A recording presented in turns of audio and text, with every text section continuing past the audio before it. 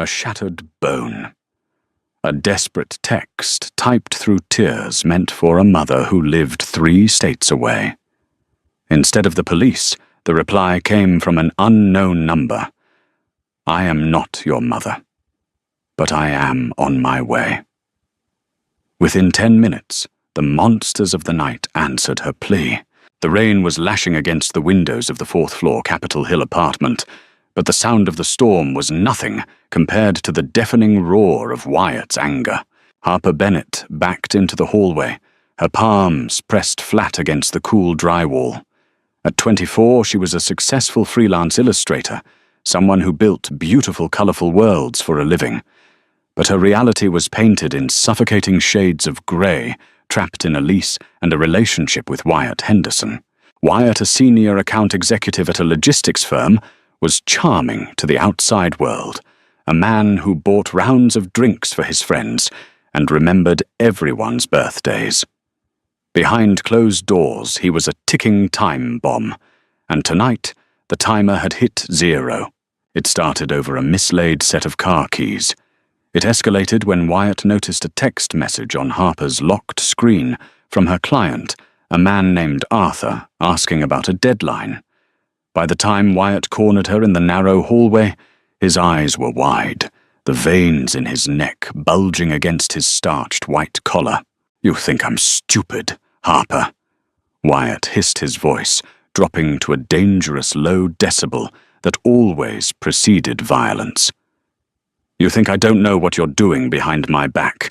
Wyatt, please, he's just the art director for the campaign. Harper pleaded, her voice trembling. I haven't even met him in person. He didn't listen. He never did when the red haze descended over his vision. Wyatt lunged. Harper threw up her arms in a desperate, instinctual bid to protect her face. Wyatt's heavy hands clamped down on her left forearm.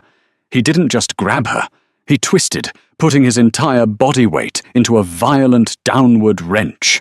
The sound was sickening. It wasn't just a pop. It was a wet, resonant crack that echoed off the hardwood floors. For a split second, Harper didn't feel anything. Her brain simply couldn't process the catastrophic, structural failure of her own anatomy. Then the fire ignited. It shot up her arm, a blinding, agonizing flare of white-hot pain that buckled her knees. She screamed a raw, ragged sound that tore at her throat. Her left forearm hung at a grotesque, unnatural angle, a sharp protrusion pressing dangerously against the pale skin from the inside. Wyatt stepped back, his chest heaving, his expression flickering from feral rage to sudden cowardly panic. Look what you made me do, he stammered, pointing a shaking finger at her. If you had just told the truth. Harper didn't wait to hear the rest of his gaslighting. Adrenaline, cold and sharp, flooded her system.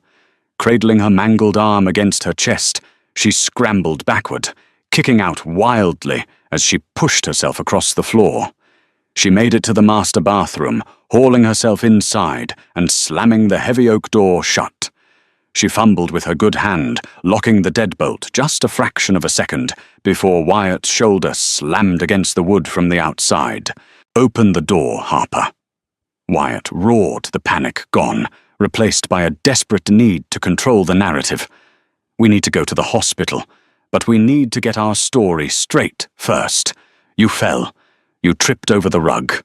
Harper collapsed against the bathtub, her breathing coming in shallow, hyperventilating gasps. Black spots danced at the edges of her vision. The pain was absolute, making her nauseous. She was trapped. Wyatt would break the door down, and if she didn't agree to lie to the doctors, he would finish what he started. With trembling, blood-slicked fingers, she had bitten her own lip hard enough to bleed during the break. She dug into her back pocket and pulled out her phone. The screen was cracked, but it illuminated the dark bathroom. She needed her mother. Linda Bennett lived in Portland 3 hours away, but she would know what to do. She would call the Seattle police. She would send help. Harper's vision blurred with fresh tears as she rapidly typed the number from memory. Area code 503. But in her shock-induced tremor, Her thumb slipped. She hit the 4 instead of the 3. Area code 504. A New Orleans code, or somewhere else, entirely routed through the labyrinth of modern cellular networks. She didn't notice. She couldn't notice. She tapped out a frantic, desperate message, ignoring the typos. "Mom, please." Wyatt lost it. He broke my arm. I'm locked in the bathroom, and he is trying to break the door down. I think he's going to kill me. "Help me." She hit send. Outside, the pounding stopped. Wyatt was breathing heavily against the door. "I'm going to the kitchen to get the hammer." "Harper," he said, his voice terrifyingly calm now. "If this door isn't unlocked when I get back, I'm taking it off the hinges, and you're going to regret making me do it." His footsteps retreated down the hall. Harper squeezed her eyes shut, sobbing into her knees, cradling her ruined arm. She waited for the notification. Her mother was a light sleeper. She would reply immediately. Ding. The phone vibrated in her palm. Harper gasped, wiping her eyes to read the screen through the gloom. But the contact name didn't say Mom. It was a string of digits she didn't recognize, and the message wasn't from a panicked mother in Portland. "I am not your mother." Harper's blood ran cold. The phone slipped slightly in her sweaty grip. A wrong number. She had sent her desperate final plea to a stranger. She was entirely alone. Wyatt's heavy footsteps were already echoing back down the hallway. Before she could even process the despair, 3 little typing dots appeared on the screen. A second later, another message arrived. "But I am on my way. Do not leave the room. Close your eyes." Harper stared at the glowing screen. It was an impossible message. Who was this? How could they be on their way? They didn't even have her address. The GPS location data on her phone was on, but a civilian couldn't track an iMessage that fast. It had to be a cruel joke, a prank, by some bored stranger sitting hundreds of miles away. "Time's up, Harper," Wyatt sang out from the hallway. Crack. The head of a claw hammer smashed through the center panel of the bathroom door, sending wooden splinters flying across the tile floor. Harper screamed, pressing herself deeper into the corner between the toilet and the bathtub. Crack. Another hole appeared. Wyatt reached his hand through the jagged splinters, blindly grasping for the deadbolt on the inside. Harper watched in absolute terror as his fingers found the metal latch. He turned it. The door began to slowly swing open. Wyatt stepped into the doorway, the hammer gripped tightly in his right hand. His face was a mask of furious, terrifying resolve. "I told you not to make me—" Wyatt never finished his sentence. The transition from a domestic nightmare to something entirely otherworldly happened in less than a second. One moment Wyatt was standing in the doorway raising the hammer. The next, the ambient noise of the Seattle rain, the hum of the refrigerator in the kitchen, even the sound of Wyatt's breathing, it all vanished. A heavy, unnatural silence slammed down over the apartment, thick as deep water. The air temperature plummeted, frost instantly blooming across the bathroom mirror. Wyatt froze. His eyes darted away from Harper and looked over his shoulder down the dark hallway. "Who the hell are you?" he demanded, raising the hammer toward an intruder Harper couldn't see. "How did you get in here?" The voice that answered did not belong to a human being. It was impossibly smooth, resonant, and coated in a predatory aristocratic cadence that made the hairs on Harper's arms stand at attention. A plea was issued. The voice said, soft but vibrating with lethal intent. It resonated through the grid, a broken bird crying out for its mother. Unfortunately for you, it reached my domain instead.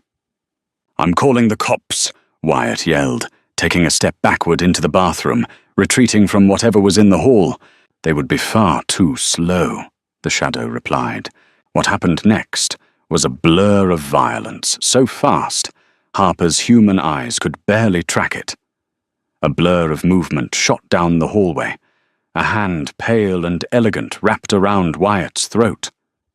Wyatt, a man who weighed 200 pounds and spent 3 days a week at the gym, was lifted off his feet with zero effort. The hammer fell from his grip, clattering uselessly against the bathroom tiles. Wyatt began to kick his hands, clawing at the vice-like grip on his neck. He tried to scream, but the pressure crushed his vocal cords, resulting in a pathetic, wet, gurgling sound. The figure holding him stepped fully into the dim light spilling from the bathroom vanity. Harper stopped breathing. The man was terrifyingly beautiful. He wore a bespoke charcoal grey suit that looked like it cost more than Harper made in a year tailored perfectly to a broad-shouldered, lean physique. His raven hair was slicked back, untouched by the Seattle rain, but it was his face that paralyzed her. High, aristocratic cheekbones, a sharp jawline, and skin that was pale and flawless, resembling polished marble, and his eyes. They were not human. The irises were a glowing, luminescent crimson, burning like twin dying stars in the shadowed apartment. Alistair Covington did not blink as he watched Wyatt struggle. He tilted his head slightly, a look of mild disgust crossing his perfect features. "You snap the bones of those smaller than you," Alistair whispered, his voice echoing in Wyatt's mind as much as in the room. "Let us see how you appreciate the sensation." Alistair didn't use a weapon. He didn't even drop Wyatt. With his free hand, he reached out and took hold of Wyatt's right arm, the same arm that had wielded the hammer. With a sickeningly casual flick of his wrist, Alistair snapped Wyatt's forearm completely in half. Wyatt's eyes bulged, blood vessels bursting in his sclera, as a muted, choked scream tore through his crushed throat. "Pathetic," Alistair murmured. He tossed Wyatt backward like a discarded rag doll. Wyatt's body slammed into the far wall of the living room with the force of a car crash, shattering the plaster and leaving him in a crumpled, unmoving heap on the floor. Whether he was dead or merely unconscious, Harper couldn't tell, and she was too terrified to care. The silence returned.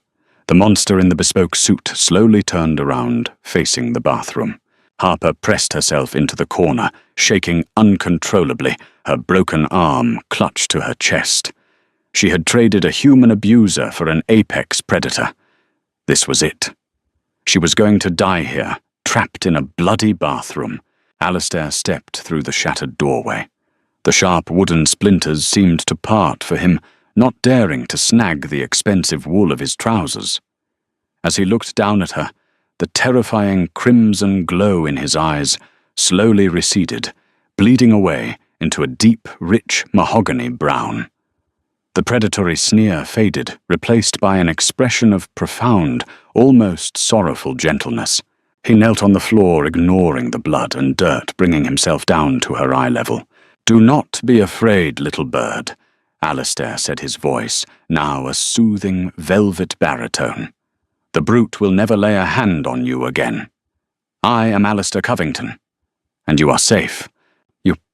You got my text," Harper whispered, her voice cracking her mind, struggling to bridge the gap between reality and the supernatural nightmare unfolding before her. "How? My network intercepts many things in this city," Alistair replied, softly, slowly reaching out a hand. He stopped inches from her. He was waiting for permission. "When an absolute cry for sanctuary crosses my wires, I listen. Especially when the pain is so vibrant it practically screams through the digital code." Harper looked at his hand, then up at his face. She was in agony, her body going into shock, but there was an undeniable magnetic pull radiating from him. A supernatural aura of calm that commanded her panic to subside. "My arm," she sobbed, the pain finally breaking through the adrenaline. "It's broken." "I know," Alistair said. He gently moved closer. "May I?" Harper nodded weakly. Alistair moved with impossible care. He supported her elbow with one cool, firm hand and rested his other hand over the grotesque lump where the bone was pressing against her skin. "This will be uncomfortable for exactly 1 second. You must trust me." Before Harper could brace herself, Alistair's grip tightened. With a sharp, practiced movement, he snapped the bones back into alignment. Harper screamed, arching her back. But before the scream could fully leave her lips, Alistair brought his own wrist to his mouth. His incisors suddenly elongated, and razor-sharp pierced his own skin. A drop of impossibly thick, iridescent ruby blood welled up. He pressed his bleeding wrist against Harper's parted lips. "Drink. Just a drop." Instinctively she swallowed. The blood tasted like liquid copper mixed with electric fire. It slid down her throat, and immediately the world exploded into focus. A wave of heat rushed from her chest down her left arm. The agonizing, blinding pain vanished entirely, replaced by a deep, intense itching sensation beneath her skin that lasted for 3 seconds before fading away. Harper gasped, pulling her arm out of Alistair's grip. She stared at it. The swelling was gone. The grotesque angle was gone. She flexed her fingers.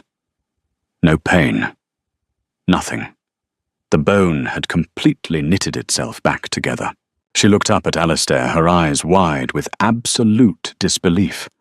What are you?" Alistair smiled, a small, genuinely warm expression that didn't quite reach the immortal weariness in his eyes. He stood up, offering her a hand. "I am the king of this city's shadows, Harper Bennett," he said, using her name without her having offered it. "And you are coming with me. This apartment is no longer fit for you." Harper looked past him into the living room, where Wyatt lay motionless in the dark. She looked back at the impossibly handsome, terrifying savior standing in her bathroom. He wasn't giving her a choice, but for the first time in her life, surrender felt exactly like salvation. She placed her small, healed hand into his cold one. The ride from the Capitol Hill apartment was a blur of seamless, velvet-lined luxury. Alistair's vehicle, a matte black luxury SUV with tinted windows that seemed to absorb the city lights rather than reflect them, glided through the rainy streets as if propelled by a ghost. Harper sat in the back, the smell of expensive leather and something metallic like ozone and old books clinging to the air.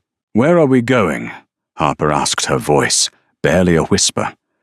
She looked at her arm, which still felt a faint, phantom tingle where the break had been. It was perfectly straight. Alistair sat beside her, his posture relaxed, his hands folded over a leather-bound journal.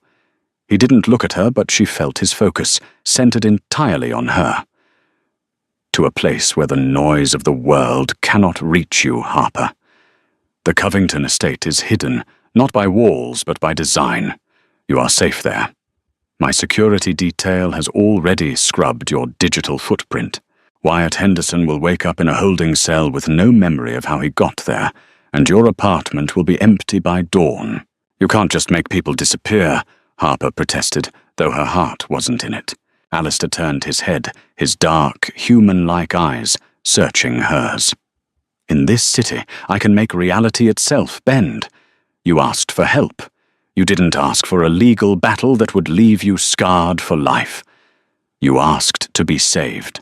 As they pulled through a massive iron-wrought gate that seemed to materialize out of the dense fog of the Pacific Northwest forest, Harper realized the scale of her situation.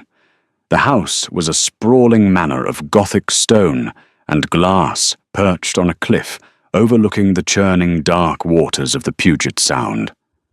It was a masterpiece of architecture, ancient yet impossibly modern, glowing with warm amber lights that invited her in like a beacon. Inside the house was a labyrinth of marble hallways, grand staircases, and silent, watchful staff who moved with a grace that bordered on the ethereal. Alistair led her to a suite that felt less like a room and more like a sanctuary. It was filled with fresh jasmine, soft textures, and a massive floor-to-ceiling window that looked out over the endless, crashing waves. "This is your home now," Alistair said, leaning against the doorframe.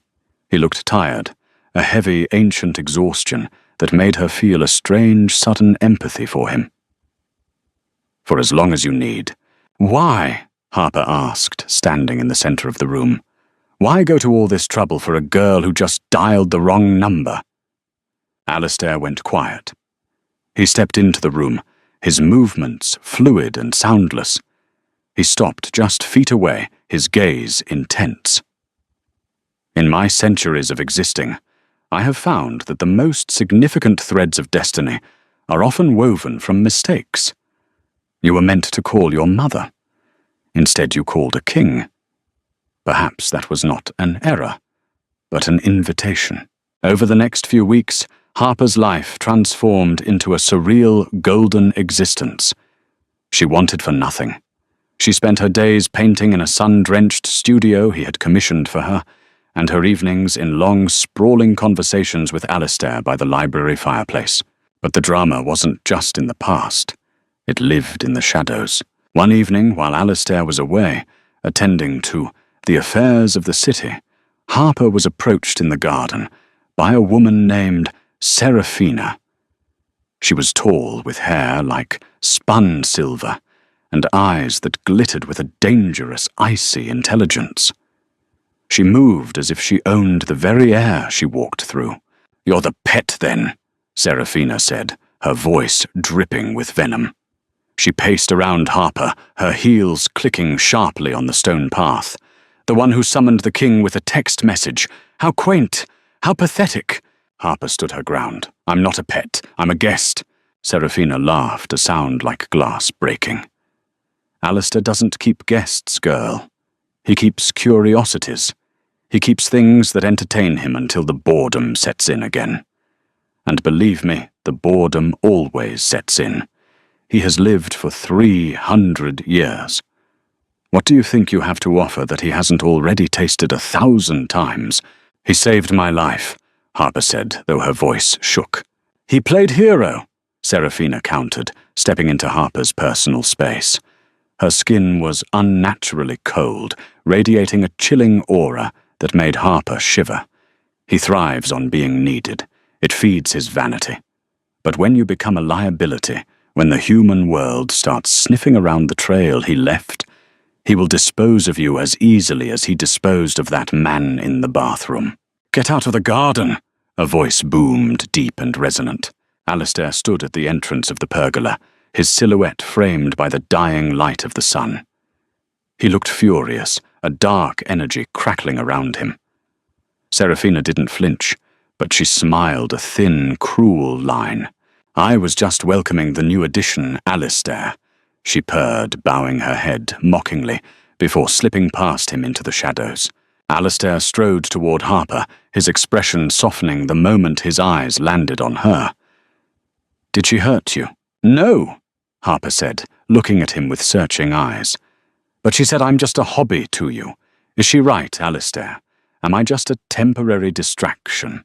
Alistair looked toward the horizon, where the sun was dipping below the sea. "Serafina is a creature of malice, Harper. She cannot understand what she does not possess. And she cannot understand why for the first time in an epoch I have found myself anchored." He walked over to her, taking her face in his hands. His thumbs traced her cheekbones, his touch warmer than the night air. "You are not a hobby. You are the first thing in this long, cold life that has made me want to wake up before the sun sets." The peace did not last. A week later, the news hit the mainstream. Wyatt Henderson hadn't stayed gone. He had surfaced, claiming to have been kidnapped by a group of masked men, his arm showing signs of anomalous, rapid-onset healing that the media was calling a medical miracle. He was back, and he was hunting for Harper. He didn't know about the supernatural, but he knew about Alistair. He had seen enough on that final night to know that the man who saved Harper wasn't human. He had teamed up with private investigators and eventually people who knew what to look for people who dealt in occult secrets. The estate came under siege, not with guns, but with symbols, traps, and entities that hunted in the dark. "He's brought them to our door, hasn't he?" Harper whispered, standing in the library, as Alistair prepared for a war she could barely comprehend. "He is a fool," Alistair said, his voice calm but cold. He was dressed in a tactical dark ensemble, his eyes glowing with that same lethal crimson intensity she remembered from the night they met. "He thinks he can use mortal laws to cage a predator. He thinks he can use their petty magic to bind me. Why doesn't he just stop?" Harper asked, tears stinging her eyes. "Because he is obsessed, and obsession is the most dangerous human trait," Alistair said. He turned to her, his gaze intense. "Harper, you must stay behind the protective wards of the library. If you step outside, you will be hunted. He is coming for you, not me." "I don't want to hide anymore," Harper cried. "I spent my life hiding from him, and now I'm hiding from him again. I want to end this." Alistair stepped to her, his movements a blur of grace. He stopped her with a gentle yet firm kiss, cold, sweet, and lingering. "Then stay close to me. We will end this together." The final confrontation took place in the grand hall of the estate, under the light of a blood-red moon. Wyatt Gaunt, and eyes wide with a frantic, manic energy, burst through the front doors, backed by a team of mercenaries, carrying strange, glowing canisters of silver nitrate. "Give her back," Wyatt screamed, the sound echoing through the cavernous hall. "She's mine. She's my property." Alistair didn't move. He stood at the top of the grand staircase, his hands behind his back. "She is a sovereign soul, Henderson, and you are a speck of dust in the wind." The mercenaries fired. The silver mist filled the room, acidic and burning.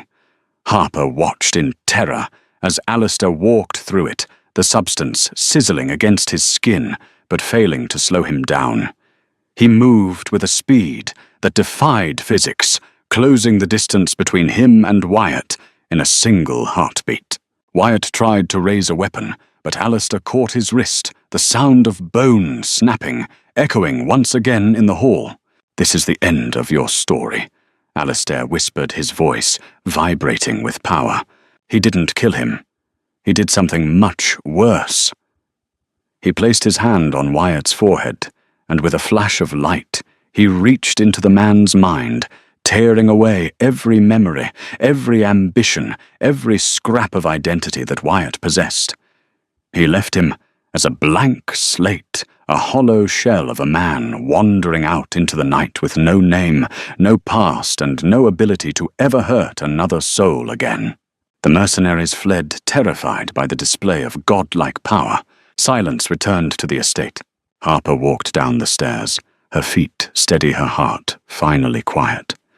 She stood before Alistair, who looked down at her with a mix of triumph and tenderness.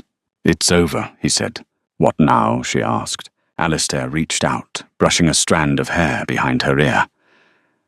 "Now the world continues to turn, and we continue to exist.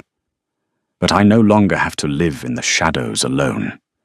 If you choose this life, Harper, the life of a queen of the night, it comes with burdens. But it also comes with forever."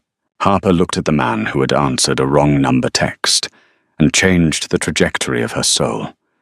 She took his hand, her grip firm and certain. "I've been waiting for my life to begin," she said. "I think I'm finally ready." The storm outside had cleared. The moon shone bright over the dark, churning water, and for the first time, Harper didn't fear the dark. She stood beside her king, ready to embrace the eternity they were destined to share.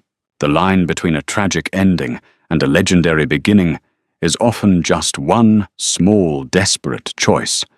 Harper Bennett found her salvation not in the person she reached out to, but in the destiny that chose her back. Her story reminds us that even in our darkest moments, there is a path forward sometimes, to places and people we never expected. If you loved this journey into the shadows, hit that like button, share this story, and subscribe for more.